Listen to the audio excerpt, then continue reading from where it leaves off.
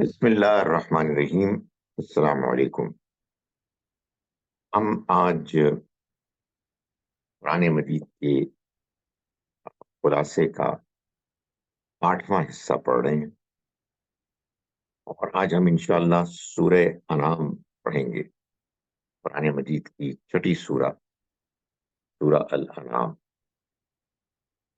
سورہ الانعام سے قرآن مجید کی سورتوں کا دوسرا گروپ شروع ہوتا ہے۔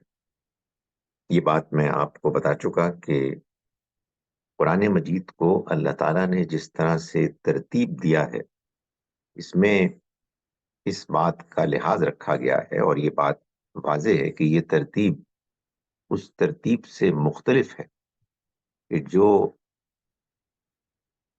اس کی کرونولوجیکل ہسٹوریکل تاریخی ترتیب تھی۔ موجودہ ترتیب جو قرآن کی واحد ترتیب ہے، جس کو خود اللہ تعالیٰ کی حکم نگرانی میں جبرائیل علیہ السلام کی رمضان مبارک میں، یعنی جتنے بھی مدینہ منورہ میں رمضان گزرے، اس میں تلاوت اور حضور کی ان کے پیچھے تلاوت کے نتیجے میں یہ ترتیب ہے کہ جو پھر قیامت تک کے لیے اللہ تعالیٰ نے مرتب کر کے، ڈیزائن کر کے انسانوں کو پیش کی۔ اس ترتیب کو جب دیکھا جاتا ہے، اس کو غور کیا جاتا ہے، جو اللہ کا حکم ہے، ہم قرآن پر غور کریں تو یہ معلوم ہوتا ہے کہ 7 سورتوں کے گروپس ہیں۔ پہلا گروپ ہم پڑھ چکے، سورہ فاتحہ، البقرہ، آل عمران، النساء اور المائدہ۔ ہر گروپ میں اس بات کا لحاظ رکھا گیا ہے کہ ابتدا میں ایک یا ایک سے زیادہ مکی صورتیں ہوں، اور پھر آخر میں ایک یا ایک سے زیادہ مدنی صورتیں ہوں۔ یہ جو دوسرا گروپ ہے، یہ اس لحاظ سے سب سے چھوٹا گروپ ہے کہ 2 مکی صورتیں ہیں اور 2 مدنی صورتیں۔ ظاہر طوالت میں تو بہت طویل ہیں، لیکن تعداد میں 4 ہیں۔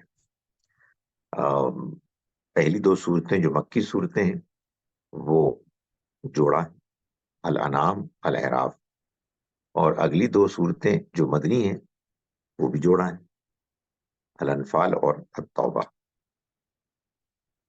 ان صورتوں میں جو ایک مضمون ہے جو ان سب کو جوڑ دیتا ہے، ایک لڑی میں پروتا ہے، وہ یہ ہے کہ پیغمبر صلی اللہ علیہ وسلم، اللہ کے رسول، آخری رسول نے کس طرح سے اپنا وہ مشن، اپنا وہ کام، وہ ذمہ داری پوری کی، جس کے تحت انہیں اللہ کے پیغام کو پیش کر کے، لوگوں کو خبردار کر کے، اس کے نتائج اسی دنیا میں اللہ کے حکم اور مرضی سے ظاہر کر کے اس دنیا سے رخصت ہونا تھا۔ یا یوں سمجھیے کہ جیسے میں نے پہلے گزارش کی تھی کسی موقع پر کہ پورے کا پورا قرآن پیغمبر صلی اللہ علیہ وسلم کی سرگزشت انذار ہے۔ تو یہ گروپ تو اصل میں اس انذار کی سرگزشت کا آپ سمجھیں کہ ایک خلاصہ ہے، یعنی ایک ہی گروپ میں پوری کی پوری بات سامنے آ جاتی۔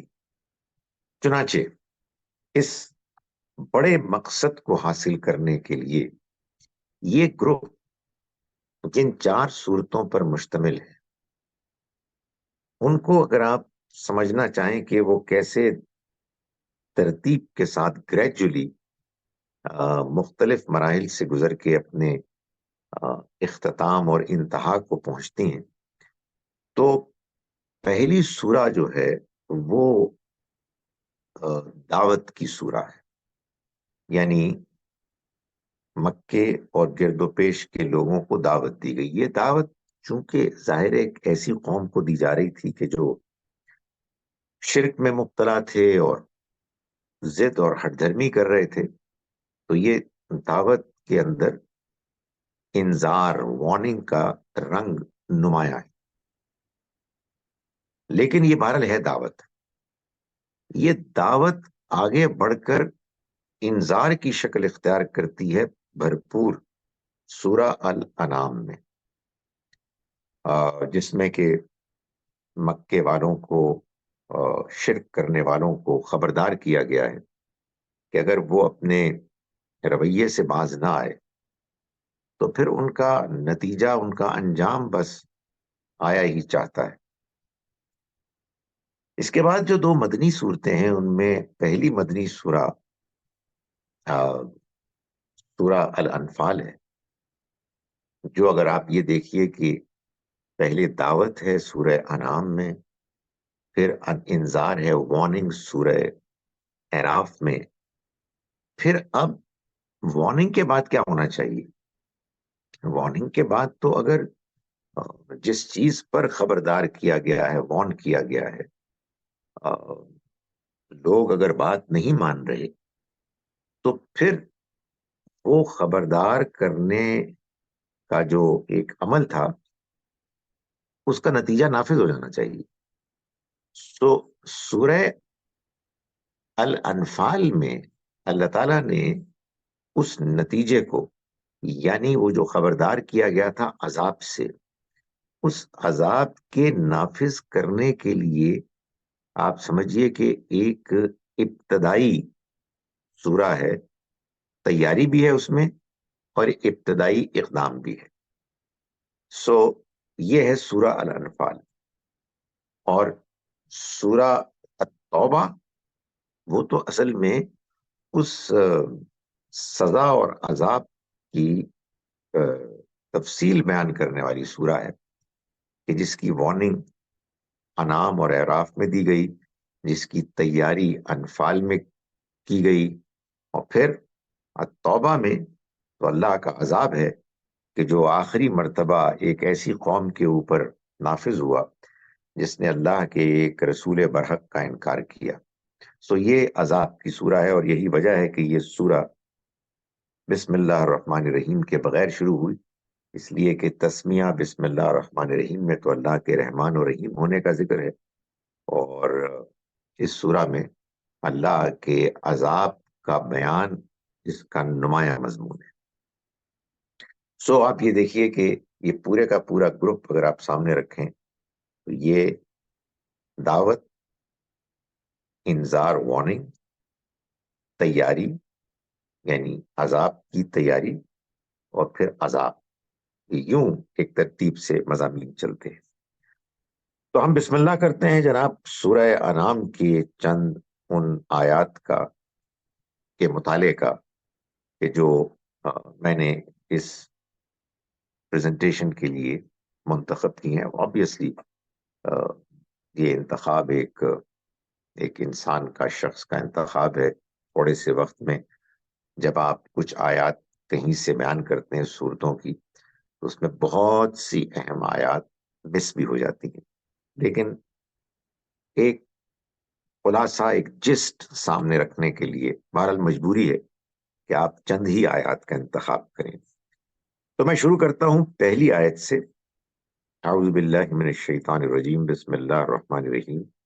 الحمد للہ الذی خلق السماوات والارض وجعل الظلمات والنور. تمام تعریف اور تمام شکر اس اللہ کے لیے ہے کہ جس نے آسمانوں اور زمین کو پیدا کیا اور اس نے اندھیرے اور روشنی پیدا کی. سو ظاہر ہے کہ جیسے سورہ فاتحہ میں الحمدللہ سے آغاز ہوا پہلے گروپ کا، اس دوسرے گروپ کا بھی آغاز الحمدللہ سے ہوا. تب بھی میں نے یہ بات بیان کی تھی کہ یہ اللہ کا شکر، یہ دین کی بنیاد، اصل محرک، اصل موٹیویٹنگ فیکٹر یہ احساس ہے کہ ہم اس دنیا میں جو جی رہے ہیں اس میں جو کچھ ہم چاہتے ہیں اس کو ہمارا رب ہمیں مہیا کر رہا ہے، اس وجہ سے ہم اس کے شکر گزار ہیں، اور اس کی شکر گزاری کے لیے یہ جاننا چاہتے ہیں کہ وہ ہم سے کیا چاہتا ہے۔ یہ ہے وہ چیز کہ جو ہم کو امید ہے کہ ہم سب کو اللہ کے دین کی طرف مائل کرتی ہے۔ باقی دوسری چیزیں اس کی تفصیلات ہیں۔ تمام شکر اس اللہ کے لیے ہے کہ جس نے آسمانوں اور زمین کو بنایا۔ یہی ہمارا احساس ہے، اسی کی بنیاد پر ہم اس کی طرف مائل ہوتے ہیں۔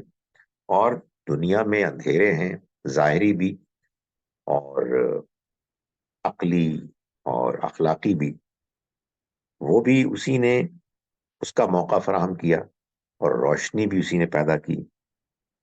ثم الذین کفروا، لیکن عجیب بات یہ ہے کہ اس کے باوجود جنہوں نے انکار کیا، بربہم یعدلون، وہ اپنے رب کے ساتھ اوروں کو بھی ہمسر، پارٹنر بناتے ہیں۔ اس کے بعد اس معاملے کو اور آگے بڑھایا، تفصیل سے بیان کیا۔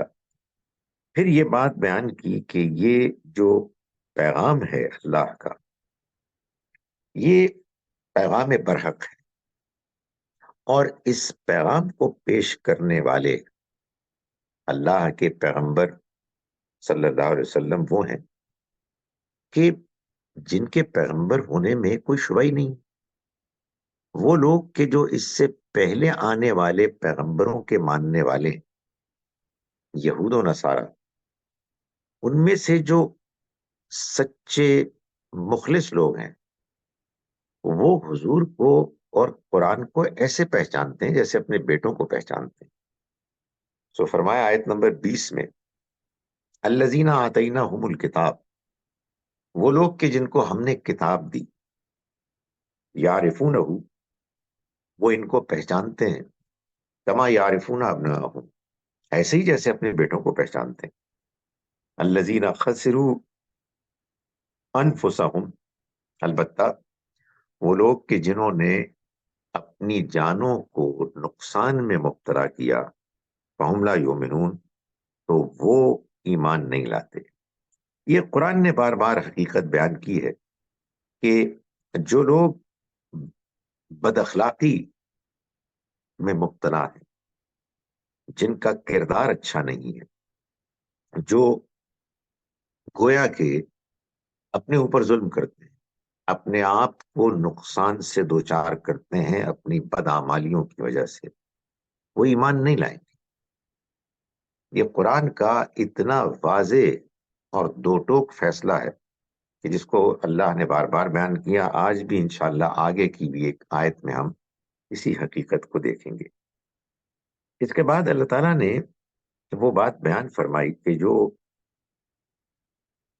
یا تو سورہ انعام میں بیان کی ہے، یا پھر آگے سورہ اعراف میں بیان کی ہے، اور یہ بات کہیں اور بیان نہیں ہوئی۔ یہ بھی صورتوں میں جوڑا جوڑا ہونے کا ایک پہلو ہوتا ہے، جیسا کہ میں نے سورہ نساء اور سورہ مائدہ کے سلسلے میں بتایا کہ بعض ایسی چیزیں ہیں کہ جو ان دونوں صورتوں کے ساتھ یونیک ہے، کہیں اور ہیں ہی نہیں۔ یہاں بھی یہ اللہ تعالیٰ نے ایک بات بیان فرمائی ہے کہ جو مکی دور میں جو کچھ ہوا، اس کے لیے اللہ تعالیٰ نے گویا کہ پیشگی طور پر ایک ایک انڈیکیشن دے دیا کہ ایسا ہوتا ہے، ایسا ہوگا۔ یہ بھی ایک ہے بات حقیقت کہ ہم کہتے ہیں نا کہ سیرت کی کتاب پڑھیں، بڑی اچھی بات ہے۔ ظاہر تاریخ میں اگر نبی صلی اللہ علیہ وسلم کی زندگی کے واقعات کو بیان کیا گیا ہے تو مسلمان کی دلچسپی اس میں ہونی چاہیے، مگر انسان کبھی بھی بیلنس نہیں رہتا۔ وہ سمجھتا ہے کہ یہ جو بات بیان کی گئی ہے یہ ساری کی ساری صحیح بات ہے، اور اصل میں آپ کی زندگی صرف یہی۔ نبی صلی اللہ علیہ وسلم کی بحیثیت پیغمبر زندگی کا بہترین، اوتھینٹک ترین، سب سے زیادہ آرگنائزڈ بیان قرآن میں جو آپ کے سامنے یہ دو آیات پڑھ رہا ہوں، اس میں جو چیز بیان کی گئی ہے بلکہ 2 سے زیادہ ہی ہیں. وہ ایسی بات بیان کی گئی ہے کہ یہ تو ہونا ہی ہے، لیکن کم سے کم میرے علم میں نہیں ہے کہ ایسا ہم نے مکی دور کے سیرت کے بیانات میں، کتابوں میں اس کو پڑھا. فرمایا کہ وَلَقَدْ أَرْسَلْنَا إِلَىٰ أُمَمٍ مِّن قَبْلِكَ، ہم نے آپ سے پہلے بھی ہے پیغمبر بہت سی قوموں میں اپنے رسول بھیجے، پھر انہوں نے دعوت دی، لوگوں کو سمجھایا، لوگوں نے بات نہ مانی. یہ جو بات میں کہہ رہا ہوں یہ امپلائیڈ ہے اگلی بات کے ساتھ جوڑنے کے لیے. پھر کیا ہوا؟ فَأَخَذْنَاهُمْ بِالْبَأْسَاءِ وَالضَّرَّاءِ، پھر ہم نے ان کو پکڑ لیا جسمانی تکلیف میں بھی اور معاشی مسائل میں بھی. وہ معاشی مسائل سے بھی دوچار ہوئے، جسمانی تکالیف بیماریوں میں بھی مبتلا ہوئے. کیوں ہوئے؟ لعلہم یتضرعون، تاکہ وہ چھکیں، گڑ گڑائیں. یہ اللہ کا طریقہ رہا ہے ہمیشہ. یعنی جس قوم کو اللہ تعالیٰ بالآخر سزا دیتا ہے، ان کو سزا ایسے ہی نہیں دے دیتا، بلکہ ان کو سمجھانے کے لیے آخری حد تک جو طریقے اختیار کرنے درکار ہوتے ہیں اللہ تعالیٰ ان کو پوری طرح سے کر دیتا ہے امپلیمنٹ. سو یہ معاملہ ہوا ان کے ساتھ، اور انہیں اللہ تعالیٰ کی طرف سے یہ آزمائش آئی کہ اب وہ ماننے کے لیے تیار نہیں تھے. تو پھر اللہ تعالیٰ نے ان کو منوانے کے لیے ایسے حالات سے دوچار کیا کہ وہ ایک ہوتی ہے نا اکڑ، اچھے زمانوں کی، فراوانی کی، نارمل زندگی کی، صحت بھی ہے، معاشی حالات بھی ٹھیک ہیں.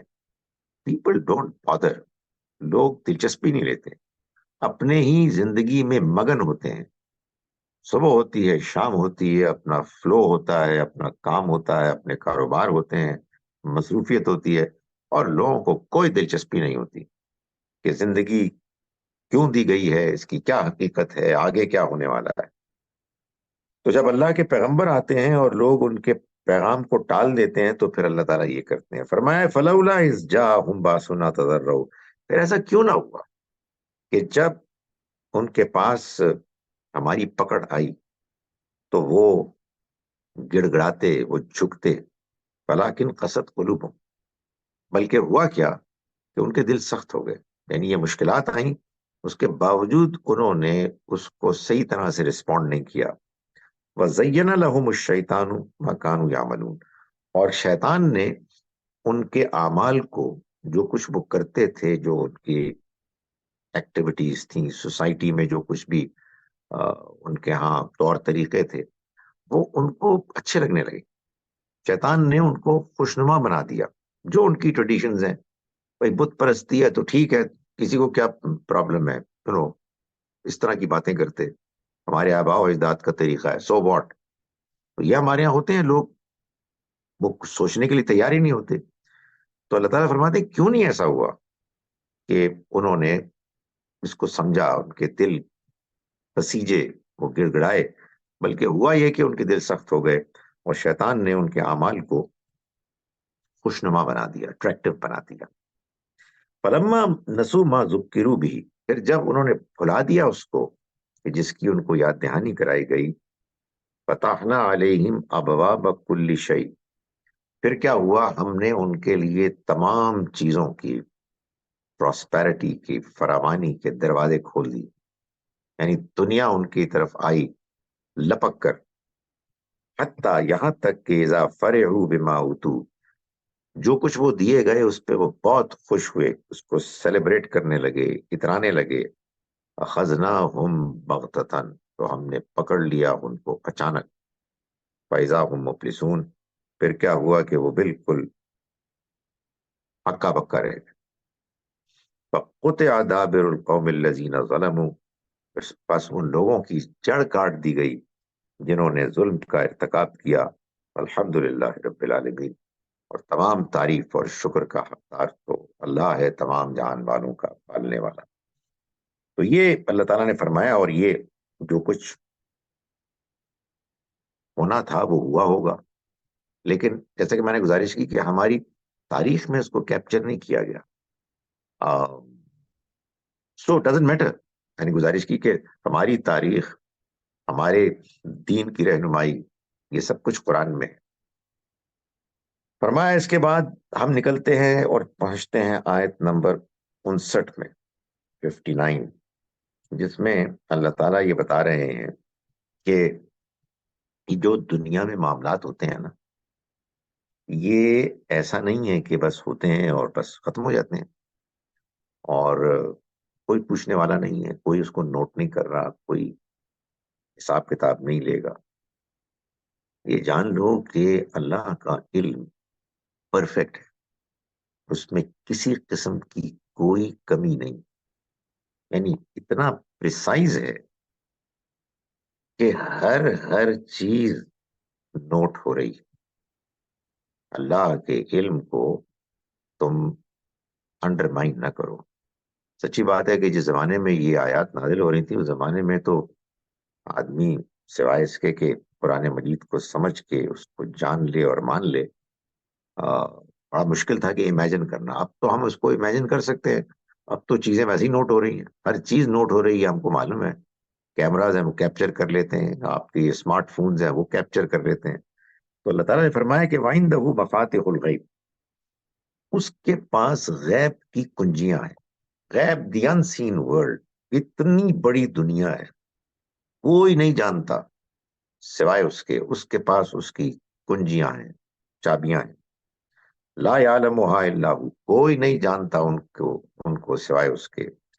وَيَعْلَمُ مَا فِي الْبَرِّ وَالْبَحْرِ، اور وہ جانتا ہے سب کچھ جو خشکی میں ہے، جو سمندر میں، ساری تفصیلات. وَمَا تَسْقُطُ مِنْ وَرَقَةٍ، حد یہ ہے سمجھانے کے لیے کہ کوئی پتا نہیں گرتا الا يعلمها، مگر وہ جانتا ہے. کہیں کسی جنگل میں، ویرانے میں کوئی پتا نہیں گرتا مگر وہ اس کو بھی جانتا ہے. وَلَا حَبَّةٍ فِي ظُلُمَاتِ الْأَرْضِ، اور نہ کوئی دانا زمین کی گہرائی میں اندھیروں میں دانا گرتا ہے مگر یہ کہ وہ اس کو بھی جانتا ہے. وَلَا رَطْبٍ وَلَا يَابِسٍ، اور نہ کوئی خشک چیز ہے نہ کوئی تر چیز ہے، الا فی کتاب مبین، سوائے اس کے کہ وہ سب ایک کھلی واضح کتاب میں موجود ہے. سو جو کچھ دنیا میں ہو رہا ہے اللہ تعالیٰ اس سے پوری طرح واقف ہے، اور بی کیئرفل، جو کچھ کر رہے ہو یہ جان لو کہ ہر چیز اس کے علم میں ہے. اس کے بعد چونکہ یہ دعوت کی سورہ ہے اور نبی صلی اللہ علیہ وسلم نے دعوت دی، کچھ لوگ ایمان لائے، بہت سے لوگ تھے جو ایمان نہیں لائے، انہوں نے مخالفت کی. تو اللہ تعالیٰ نے اس میں یہ ہدایت بھی کی ہے کہ جب مخالفت کرنے والے مخالفت کریں، اور ظاہر کریں گے، تو پھر وہ لوگ کے جو اہل ایمان ہیں، دعوت دے رہے ہیں، انہیں کیا کرنا چاہیے. فرمایا کہ وَإِذَا رَأَيْتَ الَّذِينَ يَخُوضُونَ فِي آيَاتِنَا، جب تم دیکھو کہ لوگ ہماری آیات کے بارے میں مین میخ نکالنے کا رویہ اختیار کر رہے ہیں، یعنی عیب نکال رہے ہیں، کرٹیسائز کر رہے ہیں فار نو ریزن. یعنی اگر تو کرٹیسزم ایسا ہے کہ جس کو فیس کرے آدمی، جس کو رسپونڈ کرنا ضروری ہے، سمجھنا ضروری ہے، تو اور بات ہے. لیکن بات ماننا نہیں چاہتے، اور نہ ماننے کے لیے وہ بہانے تراش رہے ہیں. تو فرمایا کہ فارضاً، اگنور کرو، اعراض کرو. حتیٰ یخوضوا فی حدیث غیری، جب تک کہ وہ کسی دوسری بات کو نہ ڈسکس کرنا شروع کر دیں، کسی اور بات میں نہ مصروف ہو جائیں. اس وقت تک تم ان سے الگ ہو جاؤ، اعراض کرو، اس کا حصہ نہ بنو.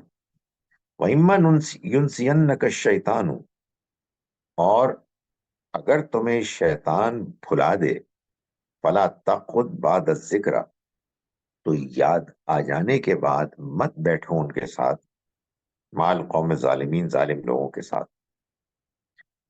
یعنی یہ بتایا، اور یہ بات، یہ تو مکی سورہ ہے، یہ بات سورہ نساء میں بھی بتائی گئی جو مدنی سورہ ہے، کہ دیکھو لوگ مذاق اڑائیں گے، لوگ اعتراض کریں گے، لوگ فضول باتیں بکیں گے. جب ایسا ہو تو یہ تو نہیں ہونا چاہیے کہ تم اس میں بے حس انسانوں کی طرح بیٹھے رہو اور مذاق اڑتا ہوا دیکھتے رہو. یہ تو نہیں ہو سکتا، یہ تو ایمان اور ایمانی غیرت کے خلاف ہے. ہاں البتہ اگر کوئی ایک سنجیدہ اعتراض کر رہا ہے تو اس کو تو ایڈریس کیا جائے گا، لیکن یہ بھی نہیں ہوگا کہ کوئی دین کا مذاق اڑا رہا ہے یا اس کے بارے میں فضول قسم کی باتیں کر رہا ہے تو ان کے اس عمل میں پیسو ایک پارٹیسپینٹ کی طرح خاموشی سے بیٹھے رہنا یہ ٹھیک نہیں ہے. اٹھ جاؤ، کوئی اور بات کرنی شروع کر دیں، واپس آ جاؤ. یہ نہیں کہا گیا کہ ان کو پکڑو اور مارو، جیسے کہ ہمارے یہاں کہتے ہیں جی لوگ دیوانے ہوئے میں کہ کہیں بھی ان کو کوئی چیز ایسی ملے کہ جو کہتے ہیں کہ اس میں بلیسفمی ہے تو ہم نہیں چھوڑیں گے. نہ جانے کہاں سے انہوں نے یہ چیز لے لی. قرآن تو کہیں بھی یہ بات نہیں کہتا، بلکہ یہ بات کہتا ہے جو بالکل اس کو کہتے ہیں نا کہ بیلنس، موزوں ترین بات ہے. اللہ کی ہر بات ہی سب مناسب ترین ہے، کہ یہ تو نہیں ہو سکتا کہ آپ وہیں بیٹھے ہیں جہاں کے مذاق اڑایا جا رہا ہے، اٹھ کے چلے جائیں. لیکن اگر وہ بات بدل دیں، کوئی اور بات کریں، تو بے شک آ کے بیٹھ جائیں. اس لیے کہ ہم نے ان سے تعلقات تو نہیں توڑنے بھائی، ان کو ہم نے دعوت پیش کرنی ہے، ان کو بات سمجھانا ہے. یہ ہو گیا جناب. تو پھر اب آگے اللہ تعالیٰ نے، چونکہ یہ مکے کے لوگوں کو دعوت دی گئی ہے، تو مکے کے لوگ بھی مانتے تھے اپنے بزرگ، اپنے جد امجد کی حیثیت میں ابراہیم علیہ السلام کو. اور قرآن نے یہ ہم کو بات سکھائی ہے، ہماری رہنمائی کی ہے، کہ جب آپ دعوت دیں تو آپ ان کو کہ جن کو دعوت دے رہے ہیں ان سے وہ بات کریں کہ جو آپ کے اور ان کے درمیان کامن ہے.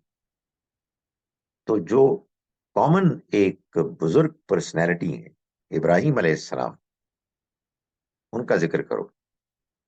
اس لیے کہ یہ بڑی بڑی حکیمانہ بات ہے. آپ کسی ایسے کا ذکر کریں گے کہ جن کو وہ نہیں مانتے تو آپ کی بات کیوں سنیں گے. تو یہ آیت نمبر 74 سے آن ورڈز بات کی جا رہی ہے. وَإِذْ قَالَ إِبْرَاهِيمُ لِأَبِيهِ آزر، اور یاد کرو اس وقت کو کہ جب کہا ابراہیم نے اپنے والد آزر کو، أَتَتَّخِذُ أَصْنَامًا آلِهَةً، کیا تم بتوں کو معبود بنائے بیٹھے ہو. انی اراکا و قومک فی ضلال مبین، میں تم کو اور تمہاری قوم کو، والد صاحب کو، آپ کو اور آپ کی قوم کو میں ایک کھلی ہوئی گمراہی میں دیکھتا ہوں. وَكَذَلِكَ نُرِي إِبْرَاهِيمَ مَلَكُوتَ السَّمَاوَاتِ وَالْأَرْضِ، اور اس طرح سے ہم نے، اسی طرح ہم نے ابراہیم کو آسمانوں اور زمین کا مشاہدہ کرایا. بلکہ کرایا نہیں، کراتے تھے، ایک آن گوئنگ پروسیس تھا. کیوں؟ تاکہ وہ اپنی قوم کے سامنے اس حقیقت کو ایسے پیش کریں کہ حجت تمام ہو جائے، بات آخری حد تک واضح ہو جائے، اور تاکہ وہ یقین کرنے والوں میں ہو جائے. یہ اللہ تعالیٰ نے معاملہ معلوم ہوتا ہے کہ سبھی پیغمبروں کے ساتھ کیا، کہ ان کو کچھ تجربات کرائے، کچھ ایکسپیرینسز کرائے. وہ کھلی آنکھوں سے ہوئے یا وہ جس کو آپ کہتے ہیں روحانی طور پر ہوئے، اس سے کوئی فرق نہیں پڑتا، دونوں پاسبلٹیز ہیں. لیکن جو امپورٹنٹ چیز ہے وہ یہ ہے کہ ان کے اندر انسانی حد تک آخری درجے کا جو یقین اعتماد ہو سکتا ہے اس کا اہتمام کیا گیا۔ نبی اکرم صلی اللہ علیہ وسلم کے ساتھ بھی جو واقعہ معراج اسرا کا واقعہ ہے وہ بھی اسی کی ایک مثال ہے۔ تو یہ آپ کے ساتھ بھی ہوا، ابراہیم علیہ السلام کے ساتھ بھی ہوا، موسیٰ علیہ السلام کا بھی واقعہ بیان ہوا۔ معلوم ہوتا ہے کہ یہ اللہ تعالیٰ کا ایک پالیسی، ایک طریقہ ہے۔ اس کے بعد وہ دعوت ہے کہ جو ابراہیم علیہ السلام کی ہے، ان کا ذکر کیا قرآن مجید میں کہ چونکہ ان کی قوم ایک نہایت ہی اکھڑ، جھگڑالو، بات کو نہ سمجھ دینے والی قوم تھی کہ جس سے آپ بات کریں تو آپ کو معلوم ہوا کہ آپ دیوار سے نہیں بات کر رہے بلکہ ایسی دیوار سے کر رہے ہیں کہ جو آپ کے اوپر آ گرے گی۔ بدتمیز قسم کے لوگ۔ یہ بڑی بدقسمتی ہوتی ہے انسانوں کی کہ آپ کسی موقف کے قائل ہوتے ہیں تو آپ اس کے بارے میں تمیز سے بات کرنے کی توفیق سے بھی محروم ہو جاتے ہیں۔ ایسا معلوم ہوتا ہے کہ آپ نے کسی سے ان کے مانے ہوئے کسی نظریے کے خلاف بات کی ہے تو آگے راتے ہوئے کوئی آپ کے اوپر پھونک رہا ہے، آدمی بھکا بھکا رہ جاتا ہے کہ یار میں صرف آپ سے بات سمجھنا چاہ رہا تھا، ایکسچینج کرنا چاہ رہا تھا۔ تو اس طرح کی وہ قوم تھی۔ تو اب ظاہر ہے کہ ان کو اگر دین بتانا ہے، اور کس چیز میں اختلاف ہو رہا تھا؟ ان کے شرک میں۔ اب وہ شرک کے متعلق کوئی بات کرے اور ادھر سے اس قدر شدید رد عمل آئے تو بات کیسے کریں؟ تو اللہ تعالیٰ نے پھر ان کو دعوت کی ایک وہ انداز بتایا، دعوت کا ایک ایسا انداز، طریقہ سمجھایا کہ جو نہایت ہی حکیمانہ تھا، کہ وہ لوگوں کے درمیان تھے کسی موقع پر رات کے وقت، اور ایک نمایاں ستارہ تھا، ستاروں کو بھی پوجتے تھے، چاند کو بھی پوجتے تھے، سورج کو بھی پوجتے تھے۔ تو انہوں نے کہا کہ یہ ستارہ ہے، بڑا روشن ہے، یہ میرا رب ہے۔ یعنی ان تک بات پہنچانے کے لیے، یعنی ایسا نہیں ہے کہ وہ اس کو مانتے تھے، پیغمبر شروع سے بہترین فطرت پر ہوتے ہیں۔ یہ ہمارے یہاں بعض لوگوں نے اس بات کو نہیں سمجھا، انہوں نے کہا جی کہ یہ ابراہیم علیہ السلام کا ایوولوشن تھا کہ انہوں نے پہلے ستارے کو سمجھا میرا خدا ہے، پھر چاند کو۔ یہ تو ایک عام آدمی، میری طرح کا بیکار آدمی بھی یہ جانتا ہے کہ اس طرح کی کوئی چیز نہیں ہے۔ تو بہت عظیم پیغمبر تھے۔ تو یہ اصل میں ان کو، قوم کے لوگوں کو سمجھانے کے لیے آگے وہ بات واضح ہو رہی ہے۔ تو جب وہ ستارہ ڈوب گیا تو انہوں نے کہا کہ میں تو نہیں، اس طرح کے ڈوبنے والوں کو تو نہیں میں نہ معبود بنا سکتا۔ یہی معاملہ پھر چاند کے ساتھ کیا، یہی معاملہ پھر سورج کے ساتھ کیا، لوگوں کو بتانے کے لیے کہ اچھا ہاں یہ میرا رب ہے، اچھا یہ ہے جو بڑا ہے، یہ میرا رب۔ جب وہ بھی ڈوب گیا تو انہوں نے کہا کہ یہ تو، اگر میرا رب مجھے نہ سنبھالتا تو میں تو بالکل گمراہ ہو جاتا۔ یعنی یہ تو میں برات کرتا ہوں اس چیز سے کہ جو تم شرک کر رہے ہو۔ یعنی جب یہ بات کمیونیکیٹ ہو گئی آس پاس کے لوگوں کو، ظاہر انہوں نے اور بھی پھیلائی ہوگی کہ بھائی ابراہیم ہے تو ہماری طرح ہی، وہ بھی انہی چیزوں کو مان رہے ہیں۔ اگر وہ از ٹاکنگ سینس، وہ جو بات کہہ رہے ہیں وہ تو کہہ رہے ہیں کہ یار ان کو کیسے میں مان سکتا ہوں، ستارے کو کیسے مان سکتا ہوں، چاند کو کیسے مان سکتا ہوں، سورج کو کیسے مان سکتا ہوں۔ تو یہ سب انہوں نے کیا، اور اس کے بعد یہ جو دعوت تھی، اللہ تعالیٰ نے یہ بتایا کہ یہ دعوت ہے کہ جو انہوں نے اپنی قوم کو دی، اور اس کے نتیجے میں ان پر بات آخری حد تک واضح کر دی۔ اس کے بعد آگے چل کے اللہ تعالیٰ یہ فرما رہے ہیں کہ یہ جو لوگ بحث کر رہے تھے ابراہیم علیہ السلام سے، اور بحث بھی کر رہے تھے کانفیڈنس کے ساتھ، یہ بھی ایک بڑا مسئلہ ہوتا ہے۔ جھوٹے فراڈ کرنے والے لوگ پروپیگنڈا کرتے ہیں اور اعتماد کے ساتھ کرتے ہیں۔ بہت سے بیوقوف لوگ ہوتے ہیں کہ جو ان کے اعتماد میں آ جاتے ہیں۔ تو ابراہیم علیہ السلام کی قوم نے، آیت نمبر 80 کہتی ہے وَحَاجَّهُ قَوْمُهُ، ان کے ساتھ بحث کی ان کی قوم نے۔ تو انہوں نے کہا کہ اتحاجونی فی اللہ، کیا تم بحث کر رہے ہو مجھ سے اللہ کے بارے میں، وقد ہدان، جبکہ اس نے مجھے ہدایت دی، یعنی تم مجھے اس کے بارے میں بتا رہے ہو جو مجھے براہ راست رہنمائی کر رہا ہے۔ ولا اخاف ما تشرکون به الا ان یشاء ربی شیئا۔ اچھا، اس طرح کے جو لوگ ہوتے ہیں پروپیگنڈا کرنے والے، اور ان کی اپنی ایک دنیا میں ایک اپروچ ہوتی ہے جس میں ان کا خیال ہوتا ہے کہ جو وہ کر رہے ہیں وہی ٹھیک ہے، اور ان کے جو لیڈرز ہیں ان کا خیال ہوتا ہے کہ ہمارے پاس ایک کراؤڈ ہے، ایک قوم ہے، اور ان کے ذریعے سے ہم ہر چیز کو مات کر سکتے ہیں، تو وہ دھمکیاں دیتے ہیں۔ تو ان مشرکین نے آ، ابراہیم علیہ السلام کو دھمکی دی کہ اگر تم نے ہمارے معبودوں کو نہیں مانا تو تم مارے جاؤ گے، تباہ ہو جاؤ گے۔ تو فرمایا کہ ولا اخاف ما تشرکون، ابھی مجھے کوئی خوف نہیں ہے اس کا، کہ ان کا کہ جن کو تم شریک ٹھہرا رہے ہو اس کے ساتھ، اللہ کے ساتھ، اللہ ان یشاء ربی شیئا، سوائے اس کے کہ میرا رب ہی کچھ چاہے، یعنی وہ اللہ اپنے رب پر اعتماد کا اظہار کرنے کے باوجود ان کے اندر یہ ہمبلنس ہوتی تھی کہ بھائی میرا اگر رب چاہے کہ میرے اندر کسی موقع پر کوئی خوف پیدا ہو جائے تو وہ اس کی مرضی ہے۔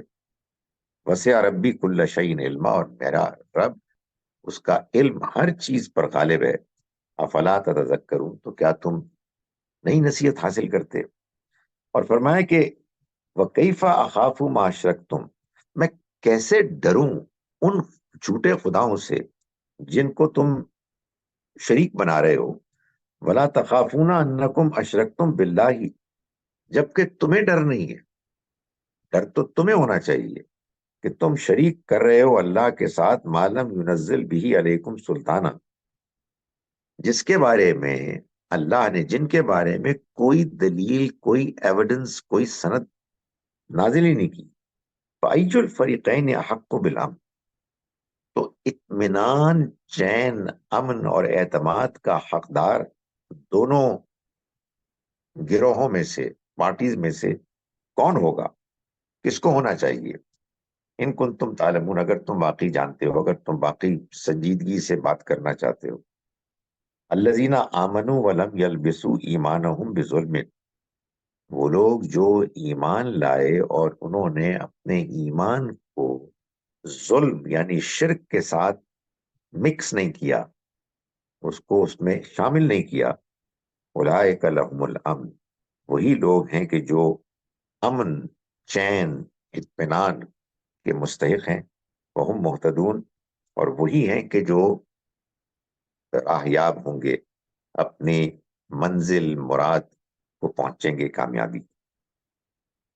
اس کے بعد آگے چلتے ہیں، اور ابراہیم علیہ السلام ہی کی دعوت کے بارے میں اللہ تعالیٰ نے آیت نمبر 83 میں فرمایا وَتِلْكَ حُجَّتُنَا آتَيْنَاهَا إِبْرَاهِيمَ عَلَىٰ قَوْمِهِ، اور یہ ہماری وہ حجت ہے جو ہم نے ابراہیم کو اس کی قوم پر قائم کرنے کے لیے بخشی۔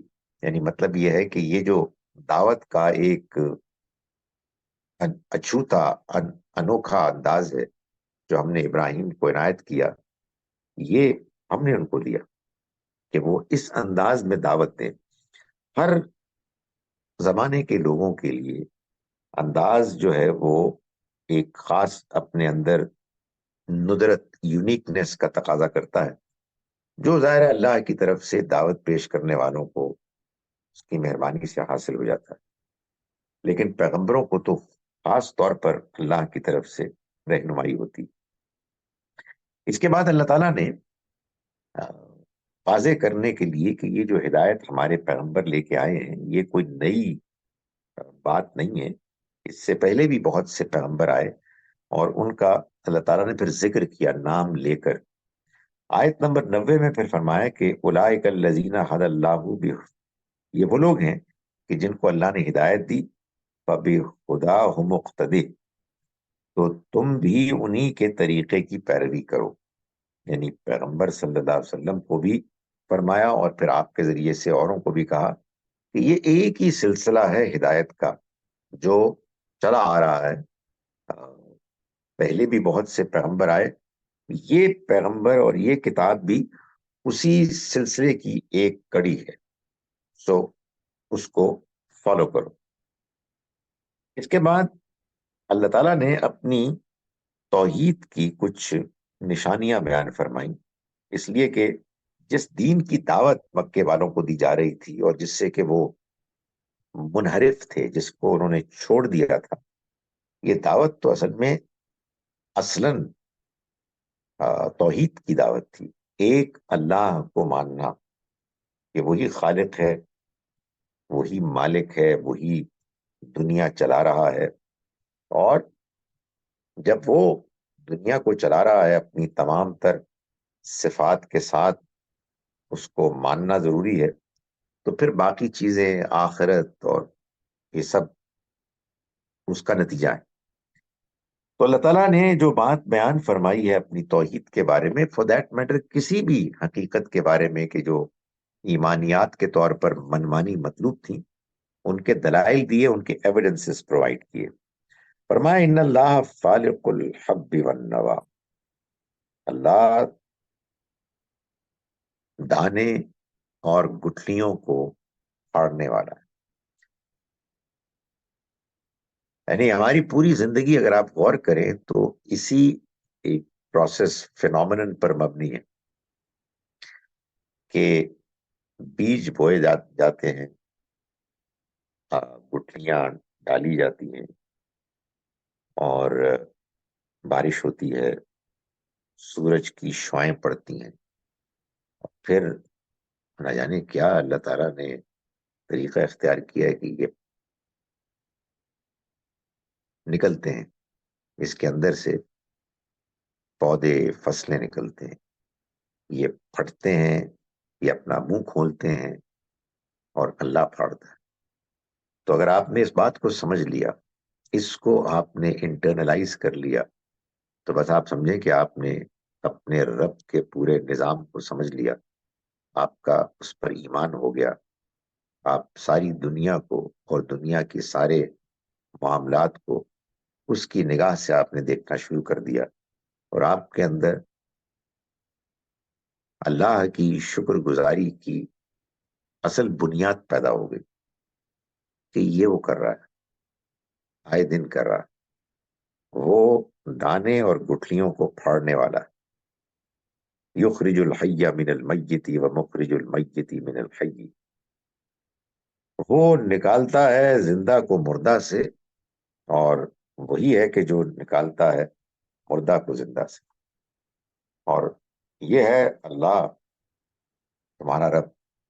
تو پھر یہ جان کے کہاں چلے جا رہے ہو؟ آپ تم شرک کر رہے ہو۔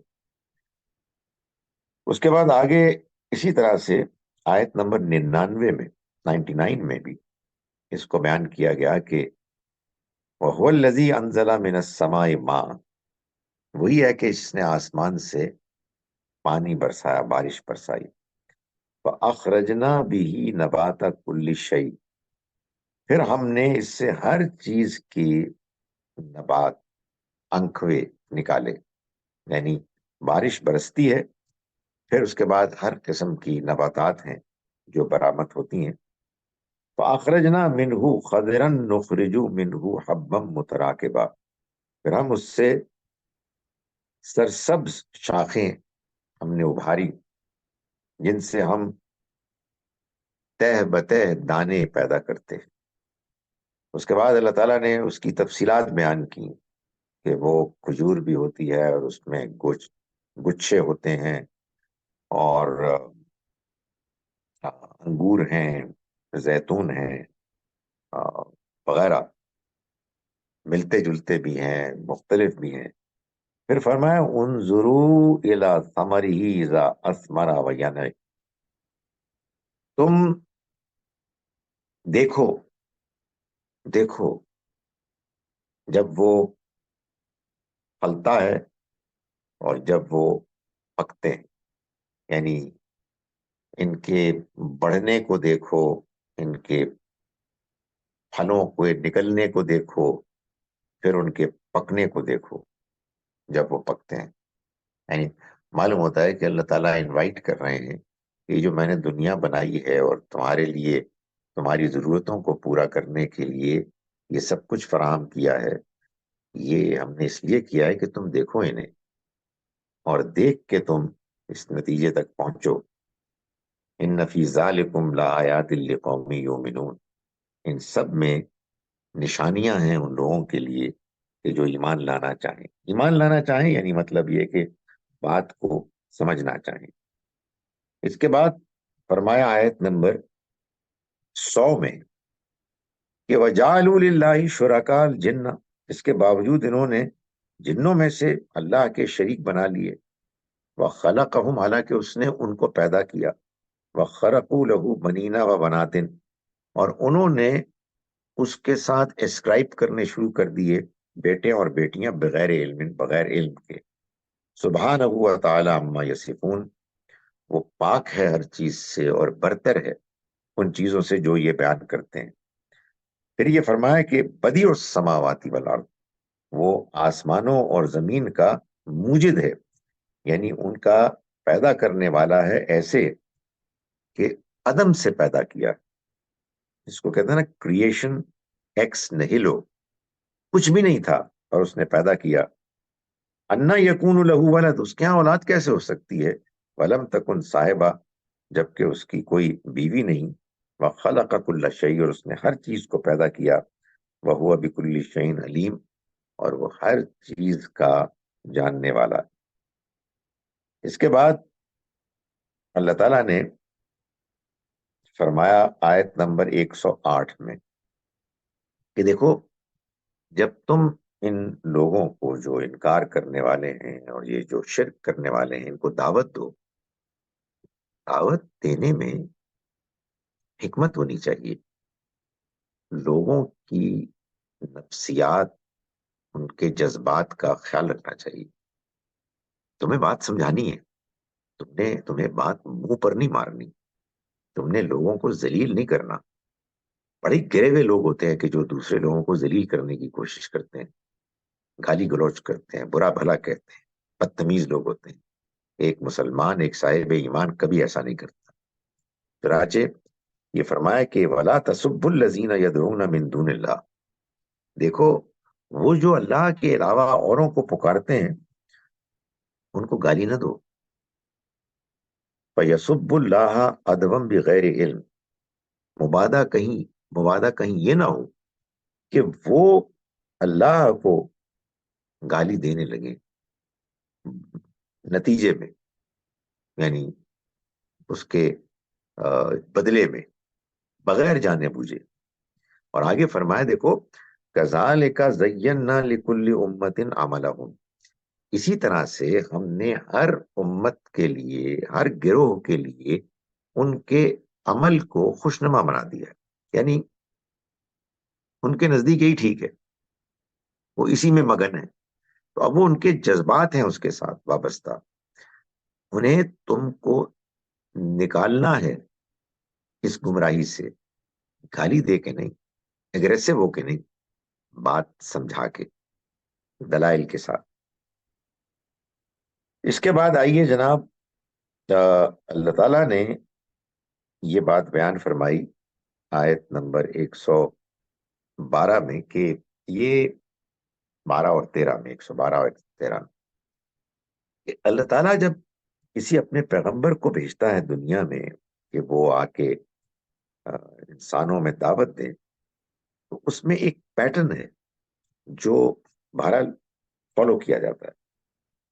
فرمایا کہ وَكَذَلِكَ جَعَلْنَا لِكُلِّ نَبِيٍّ عَدُوًّا شَيَاطِينَ الْإِنسِ وَالْجِنِّ، اسی طرح ہم نے انسانوں اور جنوں کے اشرار، شریر لوگوں کو ہر نبی کا دشمن بنایا، یعنی یہ خدا تعالیٰ کی طرف سے اجازت ہوتی ہے تو ایسا ہوتا ہے، ورنہ وہ موقع ہی نہ دے کسی کو۔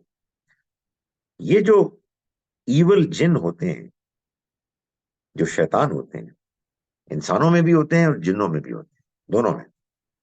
یوحی بعضهم الی بعض زخرف القول غرورا، کیا کرتے ہیں کہ ایک دوسرے کو پر فریب دھوکے پر مبنی باتیں جو القا کرتے ہیں، ایک دوسرے تک پہنچاتے ہیں، ایکسچینج کرتے ہیں، غرورا، دھوکہ دینے کے لیے. ولو شاء ربک، اور اگر تمہارا رب نہ چاہتا، اگر تمہارا رب چاہتا، ما فعلوہ، تو وہ ایسا نہ کرتے. فذرہم وما یفترون، تو تم چھوڑو ان کو، جو کچھ یہ جھوٹ موٹ کر رہے ہیں، جسٹ اگنور دیم. اور یہ اس لیے اللہ تعالیٰ کرتا ہے کہ وَلِتَصْغَىٰ إِلَيْهِ أَفْئِدَةُ الَّذِينَ لَا يُؤْمِنُونَ بِالْآخِرَةِ، کہ جو آخرت پر ایمان نہیں رکھتے وہ ان کی طرف مائل ہو جائے. تو یہ جو برائی ہے، اس برائی کو اللہ تعالیٰ نے اس لیے چھوڑا ہوا ہے آزاد شیطانوں کے ذریعے سے، کہ وہ دیکھے اور پرکھے کہ کون لوگ ہیں کہ جو اس کی مخلص لوگ ہیں، جو آخرت کو مانتے ہیں اور اس وجہ سے اس طرح کی بےہودہ چیزوں میں دلچسپی نہیں لیتے. بےہودہ انسان ہو یا بےہودہ جن ہو، ان کو اللہ نے اس لیے ایک دائرے کے اندر چھوٹ دی ہوئی ہے تاکہ جس کے اندر خباثت ہے ان کی طرف اٹریکٹ ہو جائے.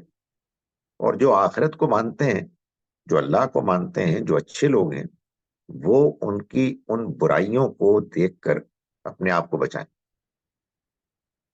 تاکہ اچھے لوگ ان سے چھٹ کر الگ ہو جائیں، نہ کہ یہ کہ فضول قسم کی گھٹیا باتوں کو وہ پسند کرنے لگیں.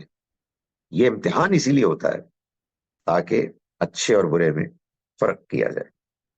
اس کے بعد آیت نمبر 121 میں اللہ تعالیٰ نے یہ بات واضح فرمائی کہ اللہ تعالیٰ کے ہاں جو قانون ہے کہ جانور حلال ہونے چاہیے اور انہی کا گوشت جائز ہے، اور اس میں پھر کئی شرائط ہیں، جن میں سے ایک شرط یہ ہے کہ حلال جانور کو غیر اللہ کے نام پر ذبح نہیں کیا جائے گا. اس پر یہ سوال پیدا ہوا کہ کیا اگر غیر اللہ کے نام پر ذبح نہ کیا جائے لیکن اللہ کے نام پر بھی ذبح نہ کیا جائے تو یہ ٹھیک ہوگا؟ تو اس کا جواب یہاں دیا گیا ہے، وَلَا تَأْكُلُوا مِمَّا لَمْ يُذْكَرِ اسْمُ اللَّهِ عَلَيْهِ، اور مت کھاؤ ان جانوروں کے گوشت میں سے جن پر اللہ کا نام نہ لیا گیا. یعنی جب وہ ذبح کیے جا رہے ہیں تو ان پر اللہ کا نام نہ لیا گیا ہو. وَإِنَّهُ لَفِسْقٌ، اور یہ نافرمانی ہے. تو جب کہیں کوئی گوشت ایسا ہے کہ جو اللہ کے نام کے بغیر ذبح ہوا ہے تو یہ چیز بھی، یہ وہ گوشت بھی ناجائز ہے، اس کو ہم نہیں کھا سکتے. اس پر ہمارے یہاں بہت بحث ہوتی ہے، لوگ جب ویسٹرن اس میں جاتے ہیں جگہوں پر کہ اس کو کھا لے، نہیں کھا سکتے. یعنی جب نام نہیں لیا گیا اللہ کا تو نہیں کھایا جا سکتا. اس کے بعد اللہ تعالیٰ نے آیت نمبر 125 میں اپنا قانون بیان کیا ہے، ہدایت کا قانون. وہ میں نے شروع میں اس کی طرف اشارہ کیا تھا. آپ دیکھیے، فرماتے ہیں اللہ تعالیٰ، فَمَن يُرِدِ اللَّهُ أَن يَهْدِيَهُ، چنانچہ جس کے بارے میں اللہ کا ارادہ ہے، ہوتا ہے کہ وہ اس کو ہدایت دے، یشرح صدرہ للاسلام، اس کا سینہ وہ اسلام کے لیے، اسلام کی تعلیمات کے لیے کھول دیتا ہے. وَمَن یرد، اور جن کے بارے میں وہ ارادہ کرتا ہے، ان یضلہ، کہ وہ ان کو گمراہ کرے، یجعل صدرہ، وہ ان کے سینے کو کر دیتا ہے ضیقاً، بالکل تنگ، حرجن، کأنما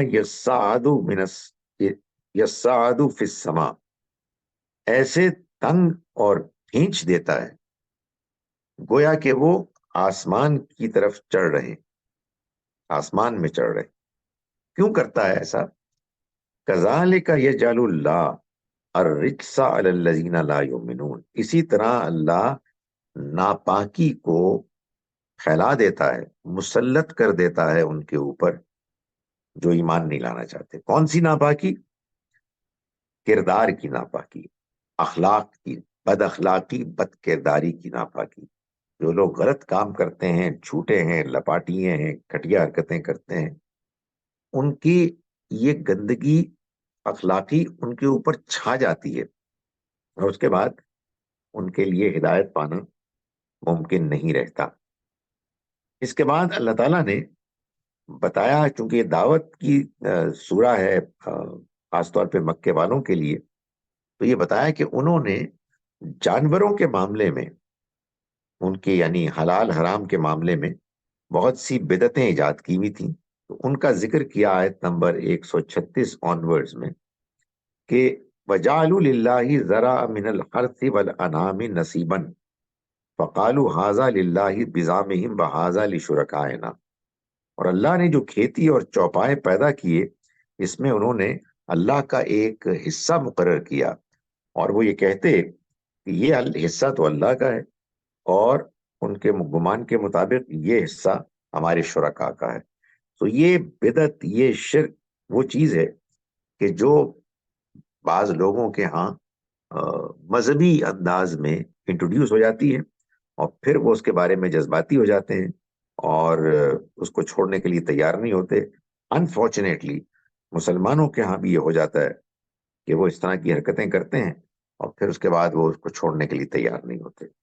اس کے بعد اللہ تعالیٰ نے آیت نمبر 151، 52، 150، 152 میں یہ بتایا کہ یہ ہم تمہیں بتاتے ہیں کہ اصل دین کیا ہے، کیا چیز ہے جو اللہ نے حرام کی ہے، کیا چیز حلال کی ہے۔ تو فرمایا کہ قُلْ تَعَالَوْا أَتْلُ مَا حَرَّمَ رَبُّكُمْ عَلَيْكُمْ، ان سے کہو کہ آؤ میں تم کو بتاتا ہوں، پڑھ کر سناتا ہوں کہ کیا چیز تمہارے رب نے تم پر حرام کی۔ یہ کہ تم اس کے ساتھ کسی کو شریک نہیں ٹھہراؤ گے، والدین کے ساتھ حسن سلوک کرو گے، اپنی اولاد کو قتل نہیں کرو گے مفلسی کے ڈر سے۔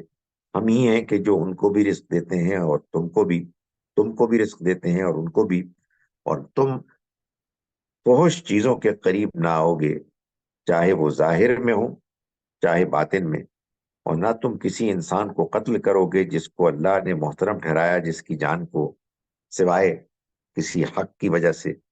یہ وہ چیز ہے کہ جو تمہارا رب تمہیں نصیحت کرتا ہے تاکہ تم عقل سے کام لو، اور تم یتیم کے مال کے قریب نہ آؤ سوائے اس طریقے کے کہ جو بہترین ہے، یہاں تک کہ وہ بلوغت کی عمر کو پہنچ جائیں، اور تم ناپ اور تول کو کرو پورے انصاف کے ساتھ۔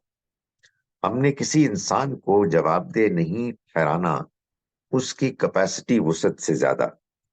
اور دیکھو جب بات کرو تو انصاف کے ساتھ کرو، اگرچہ کہ اس کی زد کسی رشتہ داری کے اوپر کیوں نہ پڑتی ہو، اور اللہ کے عہد کو پورا کیا کرو۔ یہ وہ چیز ہے کہ جس کی وہ تم کو وصیت کرتا ہے، نصیحت کرتا ہے تاکہ تم سمجھو۔ سورہ مبارکہ کے آخر میں اللہ تعالیٰ نے یہ فرمایا، یعنی گویا کہ سورہ مکمل ہو رہی ہے، کہ دیکھو 161 میں،